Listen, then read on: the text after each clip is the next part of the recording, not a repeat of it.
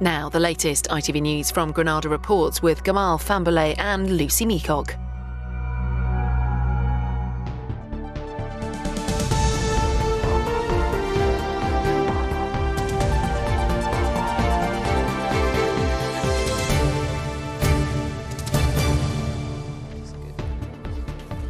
Hello and welcome to Monday's Granada Reports, live with the latest across the northwest. Hello, on the programme this evening.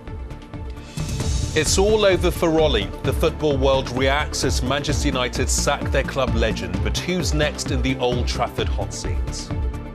My vote would go to Zinedine Zidane. Pochettino, but I still prefer Ollie. Keep calm and carry on. A week after the bombing that shot Liverpool, we're at the school which found itself on the sidelines of the anti-terror operation. They've inspired our most famous fashion designers. How some of the world's finest fabrics will soon be on public display right here in the northwest. I'm Jason Manford and I'll be here for a chat later about some Christmas concerts. And more than 1 or 2 frosty windscreens first thing this morning. It got down to nearly -3 Celsius last night. Are we in for the same again tonight? Full forecast a little later on.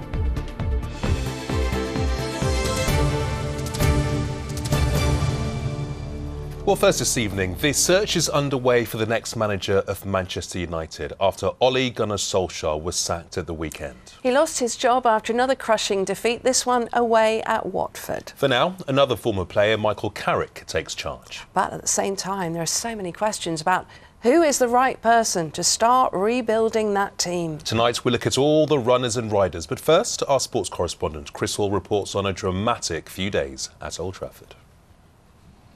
After sitting next to Ole Solskjaer for 3 years, now it's Michael Carrick's turn in the hot seat. But for how long will he be keeping it warm? It's the sacrifice and dedication that you've got to get and you've got to give. I'm prepared to do that, obviously, however long it takes. I'm prepared to do that for, whether it's 1 game, whether it's 2 games, whether it's a little stretch longer than that. After a 5-0 hammering at Liverpool and defeat in the Manchester derby, Solskjaer promised a reaction from his players. What he got was a 4-1 loss to relegation-threatened Watford. Within hours, he was no longer fighting for his job, instead fighting back tears. Honoured and privileged to have been trusted to take the club forward, and I really hope that I leave it in a better state than when I came. The fans have been amazing. From day one at Cardiff till the last one now, so top, and we'll see each other again. Fans can see him at Legoland Discovery Centre, complete with packed bag. His departure from Old Trafford has even made for prime-time punchlines. And we start with an unemployed ex-footballer from the 1990s. Ole Gunnar Solskjaer, that's football. But the players have rallied round their now ex-boss. Bruno Fernandes begged fans to blame the team, not the manager. And today, Cristiano Ronaldo called Solskjaer an outstanding human being. The manager's paid the price and we're all so disappointed for that. But yeah, of course, we take huge responsibility. We haven't been good enough. We weren't just getting bad results, the performances were poor as well, and we just looked disjointed as a team. He buys Ronaldo, Varane and Sancho, and we should be up there challenging for the title, and we don't look as if we're going to get anywhere near the title. Robson points to the positive culture change at United's training ground as one of Solskjaer's greatest achievements. He also led United to a Europa League final and a second-place finish in the Premier League, not to mention having the edge over Pep Guardiola in the league. I wish him all the best. It was a pleasure to face him. He beat me more than I wanted, but he knows when you are in charge in one team like United, like City, like Tottenham, you have to win. You have to win, otherwise you are in trouble. With no plan in place to succeed Solskjaer and many potential targets tied up till the summer, Carrick may be the stand-in for the stand-in, with another interim boss to handle the rest of the season. Who should be an interim manager? Because there isn't a great deal of choice, is there? I was just going to say, who's out there? What's experienced managers out there that would come in to the end of the season? I'm not too sure. There's not many what you call experienced that knows Europe inside out and a winner. But one thing, the board have got to get it right this time. While Mauricio Pochettino is reportedly open to a move from Paris to Manchester, ex-Real Madrid boss Zinedine Zidane is also an exciting prospect for United fans. My vote would go to Zinedine Zidane. I personally like Zidane. Zidane's probably the best out there. Pochettino, he'd be a good shout. Pochettino. I still prefer Ali. I haven't a clue, but anything can be better than the other one we've had. It's clear that the board didn't have anything in place. They've had enough time with the recent run of results, obviously, and they didn't have anything in place. It's just another example of how little they really care about the club and about the fans, really. For now, it's Carrick who carries the torch, starting with a crucial Champions League game against Villarreal tomorrow. The race to qualify for the knockout matched by the race for quality in the dugout. It's had such a bond with United for so long. Football, though, is a brutal business, and now, Chris, the focus is on the future. Yeah, well, first of all, that bond will never be damaged. All those goals that he scored for Manchester United, especially that one in the Champions League final in '99, mean he will always be loved at Old Trafford.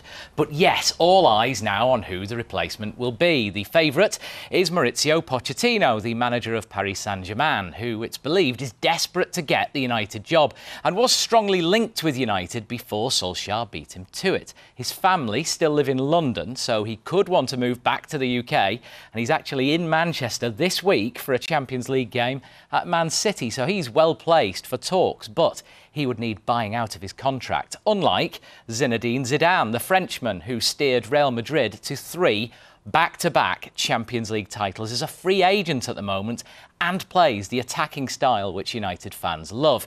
He's also coached Ronaldo, of course, but he's not thought to be especially interested by the United job, so would take some convincing. An outside bet would be Brendan Rodgers, a former Liverpool manager who won the FA Cup with Leicester last season, currently under contract, but is believed to have a clause which would allow him to talk to other clubs. He might cost United as much as £8 million in compensation. That's a lot for a man with limited European experience. So what about Erik ten Hag? He took Ajax to the Champions League semi-finals a couple of years ago. The Dutchman also likes to play attacking football and could get the best out of his old player, Donny van de Beek. Those are just some of the options. We've also heard former United defender Laurent Blanc mentioned as a potential interim boss, as well as Ralf Rangnick, who's currently at Lokomotiv Moscow, Spain coach Luis Enrique, and ex-United stars Wayne Rooney and Steve Bruce. The man searching for Solskjaer's replacement is Ed Woodward. The man the fans blame for appointing Ollie in the first place looks likely to delay his own leaving date until he's found a new Manchester United manager. Yeah, we will be watching with interest and reporting with interest. Chris, thanks very much for that. And as always, there'll be much more on our website where you can find a blog written by United fan Nicole Deans. You'll find that at itv.com/Granada. Yeah, a lot of names in their hats there. In other news today, and people across the northwest have been encouraged to only use antibiotics if absolutely necessary. The NHS say antibiotics fight infection and disease, but will not treat viral infections like colds and flu. Overuse of antibiotics may cause a future resistance. If we continue to use antimicrobials when we don't need them, they won't work whenever we do need them. So I think common infections can become very untreatable. Operations, childbirth, etc. can be very risky. Resistance to antibiotics has become a real problem in many countries, including the UK. Liverpool will host a major G7 meeting next month. The city was chosen because of its history as a port city, its links around the world and its thriving cultural life.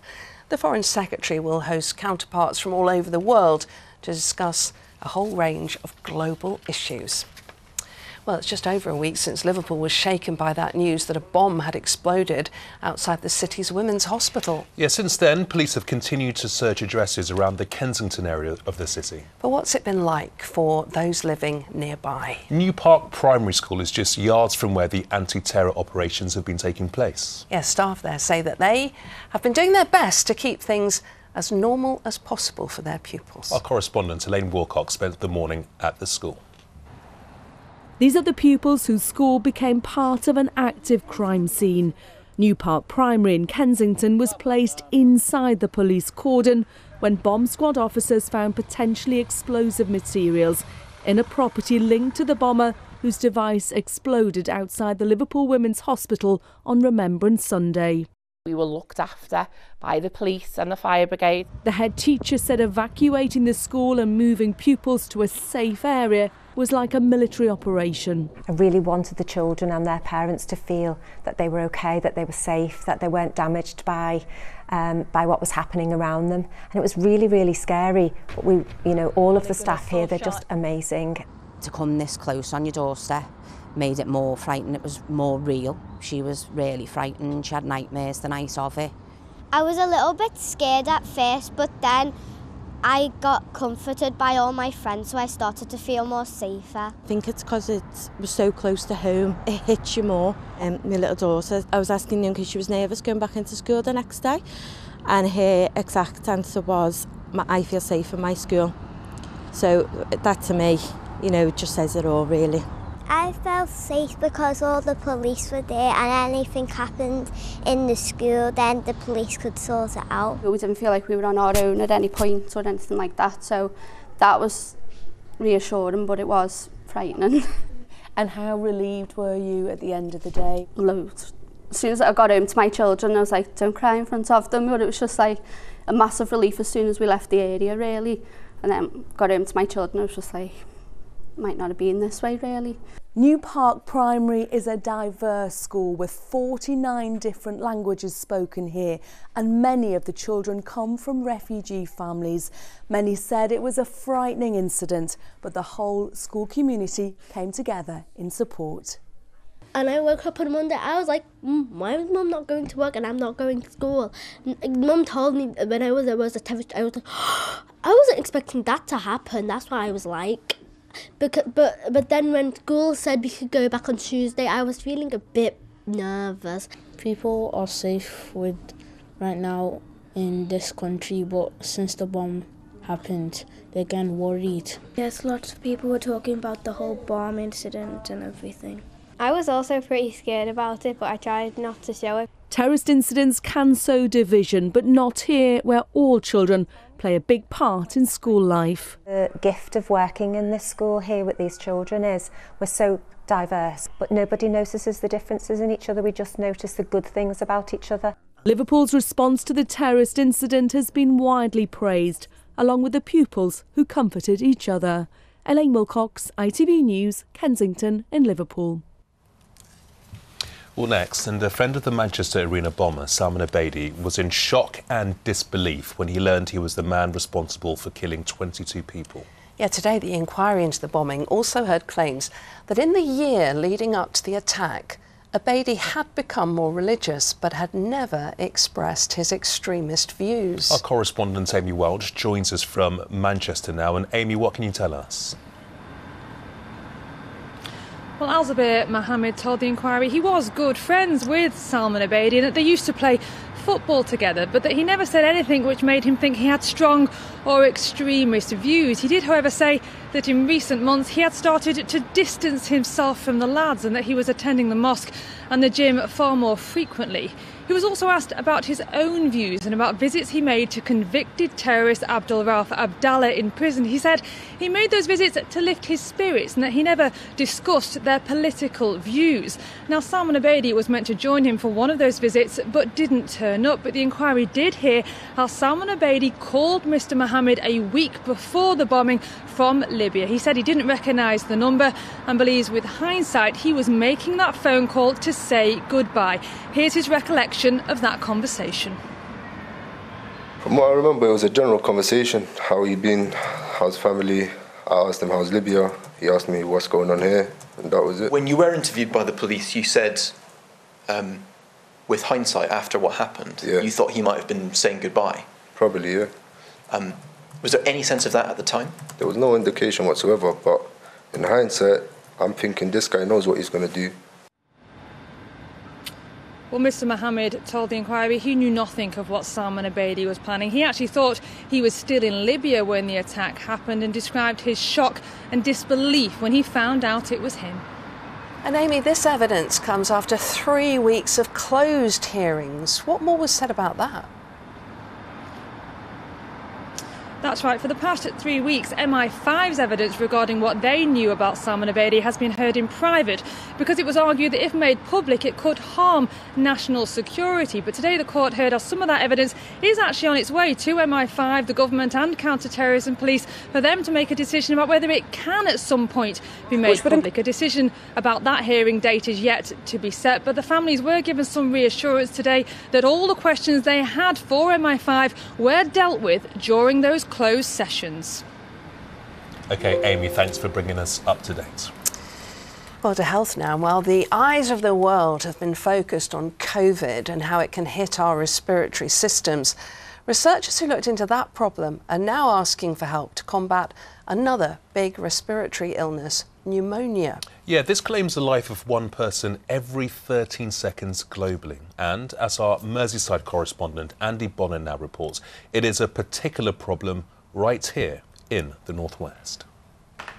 I just wanted to go far enough away from home. Miles is a first-year student at Liverpool John Moores University. It was during Freshers' Week that the 18-year-old signed up to take part in a study. Its goal is to develop better vaccines to protect against a disease that can leave people literally fighting for breath: pneumonia. It's something that's not just around here but everywhere. That is something that's vital for a lot of people, and completing this study can help towards achieving something for other people. So it'll gain massive life experience for me, you know, just coming into hospital on my own, you know, away from family. But then even for people who are older, you're contributing towards a wider situation and problem, so I think that'll be massively beneficial. Miles is being tested at the Liverpool School of Tropical Medicine to check if he's carrying bacteria in his nose that causes pneumonia. His samples are taken upstairs to a lab where they can be analysed by experts. This is what they're looking for. This big green colony of bacteria was found in another volunteer's sample. Miles was given a licensed vaccine last month, and tomorrow he'll get an inoculation to test how well it works. Great. Many think of pneumonia as a disease which affects the elderly, but it is also the most infectious killer of children under 5 worldwide. Yet better vaccines would benefit people of all ages in the northwest too. We have more respiratory disease, and obviously this time of year, flu season, pneumonia season, they both go hand in hand. So it's really important that we get better vaccines to protect against pneumonia, and that's what we're aiming to do. This same team led vital research into COVID-19. Now they're hoping their expertise can help them battle this other big killer. We were recruited to the COVID vaccine study in Liverpool, and we were the largest recruiter in the UK, and I think that we had a huge response to that with people taking part locally. And I think everybody's aware of vaccinations a lot more, and they want to do their bit. And without the volunteers taking part locally, we wouldn't be able to advance medicines and vaccines and get better treatments out there for the world. Clinicians have been developing this unique type of study for 12 years. They now need more volunteers in their fight to protect people against this brutal disease. Andy Bonner, ITV News, Liverpool. Now, where would you go if you wanted to find some of the world's finest fabrics? What about Milan or perhaps even Paris? Well, I wouldn't argue with going to either of those places, Gamal, but as luck would have it, you can find them much closer to home, on the outskirts of Manchester. Yes, Gorton Monastery is now the home to one of the world's biggest collections of antique fabric and wallpaper patterns. Yeah, the collection attracts some of the biggest names in fashion who come in search of inspiration, and now it'll also be open to the public. So, how did it end up here? Mel Barham takes up the story. Tucked away in a room within Gorton Monastery is this Aladdin's cave of vintage textiles and wallpaper. 50,000 prints and patterns dating back to the 1850s, a priceless collection of samples providing inspiration to some of the UK's top designers. There's nothing like it in the world. It's a unique collection. Designers will sort of come up, and people like Boden and Next and ASOS are kind of regular clients. They'll sort of come in and they're just really blown away and inspired every time. This treasure trove of patterns was originally based in New York, amassed by American designer Marlene Goldstein, with whom Cheryl used to work. But it had sat in storage for years when Marlene retired, until she decided to gift it to Cheryl. I said, oh my God, Cheryl would be the perfect person to donate this archive to. I'm just so thrilled with what she's done with it. I wanted it to live. It's amazing to think that samples found in this small room are being used to inspire not only some of our biggest high street brands, but also some of the country's top designers. Prints that end up as clothes worn by celebs and even royals, like this vintage wallpaper that caught the eye of fashion designer Susanna Crabb. This Venice print she just absolutely loved, so she was like, yes, that's the one. So then it kind of goes from this sort of antique wallpaper into, you know, a really contemporary print. Would you want to show us? Yes, on the computer, of course, yeah. So I then develop all of this and recreate it either by hand or a mixture of both or on Photoshop. I can show you the final garment now. So that was turned into a shirt dress, and then we finally see it on Amanda Holden. So it's nice to see kind of, you know, beginning to end, how something so kind of old-fashioned really and on a wall would then turn into this kind of super cool shirt dress, which takes on a whole new lease of life. And it all originated here in Manchester. It did in this very studio. But what was once an industry secret is now being opened up to the public, with tours of this collection now being given here at Gorton Monastery once a month. And to actually have the archive on show and be able to have the tours, it's absolutely amazing that people can actually go in and talk to Cheryl and listen to her wisdom and her expertise and actually handle the fabrics. I mean, that's incredible. It is a world first here in Gorton. This is already proving to be an invaluable resource. And next time you buy clothing or wallpaper with a vintage print, who knows, it might just have originated here. Mel Barham, ITV News, Gorton. Yeah, I love those. Well worth a visit. Who would have guessed that Gorton would be so connected to the world of fashion? Absolutely, good to hear. OK, let's hear now what's on the ITV News at 6:30 with Mary. Coming up on the programme, Britain's 7th biggest energy company collapses into administration. Bulb supplies 1.7 million households, but it's the latest in a string of firms to go bust. So what next for the industry and for customers? Also ahead, we'll be reporting from the deserted streets of Austria as the nation begins another COVID lockdown. Plus, why the Brit Awards are scrapping gender-specific gongs in a drive to be more inclusive. But do join me for those stories and more at 6:30.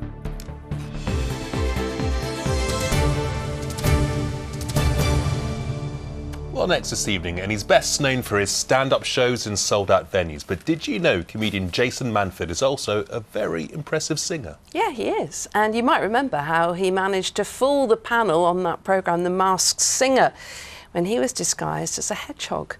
Well, tonight we hear how good he feels to be back, not only singing, but also making people laugh again. How good does that sound? Yeah, the Jason Manford Christmas concert kicks off in his hometown of Salford next month. So earlier he told me what it's like to be back on stage. It's lovely, and actually audiences are so happy to be out. In fact, we're on like these little comedian WhatsApp groups, you know, sometimes on the way home from gigs, and you'll text, oh, what was your like tonight? And everyone's just saying the audiences are so into it, you know, because often it's their first night out. And so it's really quite a privilege, you know, for them to spend it with you after 2 years. Are you nervous? Is it like starting all over again? Yeah, I am actually, yeah. I'm not too bad now I'm into it, but certainly those first few weeks, just sort of getting your sea legs back and facing the right way and, you know, learning how to use a microphone again. Yeah, I was really, you know, like full of butterflies again, like, but in a sort of excited way, you know, nervous energy. Tell me about the Christmas tour. What can people expect to see and hear? So this is a smaller one. I'm doing the Lowry, and then we're going down to London, Drury Lane. And then over to Nottingham, just doing 3. And I was trying to find a show which was music, obviously, doing, you know, Christmas songs, pitched somewhere in between, you know, because obviously you've got your pantos and then you've got your quite formal Christmas concerts where people might tut at you if you join in on Good King Wenceslas. So I was just I thought, well, maybe there's somewhere in the middle where actually you can join in, you can bring all the family, and you know, we're going to sing Rudolph, but we might sing Oh Holy Night as well, and it'll be just me and a 5-piece band. And most people will know you for being a comedian. When I was driving in, I was listening to some of your singing. And oh right, I was wondering who bought it. Yeah, I was. Who was it? I was so surprised and impressed to hear your voice. She tied you to her kitchen chair. She broke your throne and she cut your hair. and from your lips she drew the hallelujah. Have you always been musical? Because you're from a musical family, aren't you? Yeah. My family are. My grandparents were like an Irish duo, little sort of a folk duo in the 50s when they first moved over, and then all my aunties and uncles sing, and my mum sings and stuff. So yeah, it's always been a big part of my life. So then I went into stand-up, and then I sort of ventured into musical theatres, and I've done sort of half a dozen of those. And then the album, which was just a privilege to do. It was great fun, and did it with a big orchestra, and got to pick my favourite songs, and we made it into the top 10 for a week. We knocked Shania Twain out of the top 10, which I always say that won't impress her much. That's my little good. My little gag there. That's just for you guys. Have you got a preference when it comes to singing or performing on stage, doing your comedy? Oh, I mean, it's a tough one, that. There's something that singing gets to that, talking can't.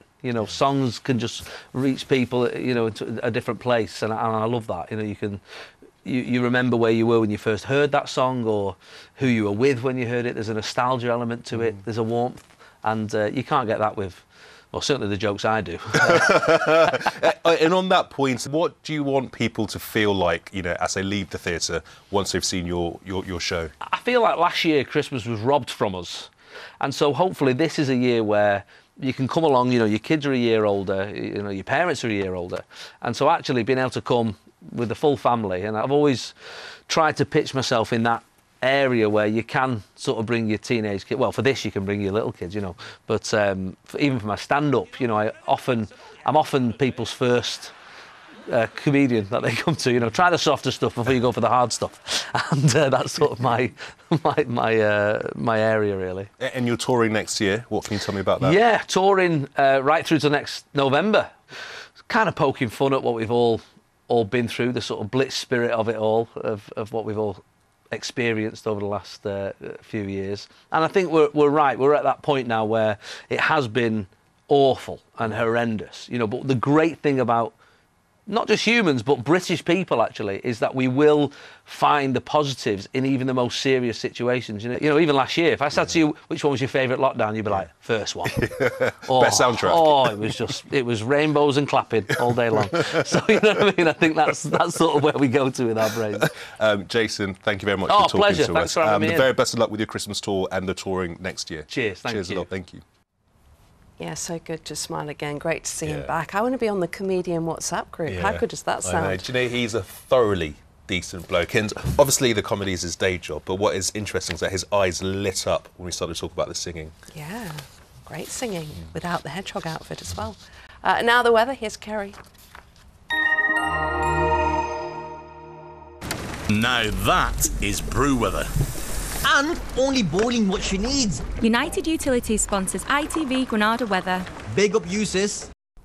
Hello, very good evening to you. Some lovely late autumnal sunshine today if you had your winter woolies on. Despite frost on the ground first thing this morning, some beautiful autumn colour. A big thank you to Stephen Taylor for sharing. And what a great day to go and visit the beautiful floating earth at Pennington Flash. A big thank you to Ian Webster, who was there this morning, and also to Karen Waldron. Granada.weather at itv.com. Now, slightly less cold as we head into tomorrow, but as we head towards midweek and into the second half of the week, high pressure builds to the Atlantic, and that's once more going to drag in some northerly air, and we're keeping our eye on this area of low pressure because not only could it be cold by Friday, it could also be wet and really quite windy. But in the meantime, dry, clear, chilly conditions during the course of this evening will be replaced the middle part of the night by a bit more cloud, and also the risk of some cloud and showers feeding in for the Isle of Man and possibly down towards Merseyside and parts of Cheshire by dawn. But elsewhere, dry, clear, quite chilly, a touch of frost, and the winds fairly light. Another gorgeous shot taken this morning. A big thank you to Joe Ford. 7:51 and 4:02 are your sun times for tomorrow. Frosty start in places, certainly under those clearer skies. One or two rogue showers and a bit more cloud in the west. But for many of us by the afternoon tomorrow, it should be dry, temperatures around average, and the winds fairly light. So maybe a bit more cloud as we head into tomorrow night, so maybe not quite as chilly. There will be some early sunshine perhaps before this system pushes its way in, so clouding up some patchy rain, but it's behind that we get the cold northerly air. Thursday, mostly dry and bright, chilly by night, but Friday, not only could it be cold, but also wet and windy. Take care. United Utilities sponsors ITV Granada weather. 2 sugars, please. Oh, lovely. Before we go, a couple of views from you about the latest at Manchester United now. John says if the manager gets sacked, players should also get a cut in wages till they show improvement. Val Cunningham in Chester says the club will have to dig deep to get a replacement who'll be able to control the dressing room like Sir Alex did for years. Julie says he really cared about the club. They'll struggle to find someone who cares more than he did. Yeah. Thank you very much. A lot of sympathy for him, though, tonight, I think it's fair to say. That's it from us. Good night. Bye-bye.